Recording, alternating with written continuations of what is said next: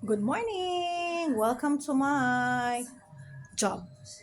Dito po ako nagtatrabaho sa bansang Bahrain at ito po ako ngayon. Isa po akong sales lady sa isang boutique. Ito po. Ito ang aming mga binibenta.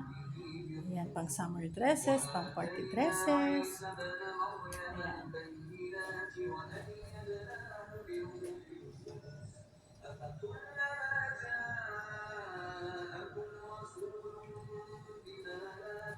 Ayan, ang kaganda. Hmm.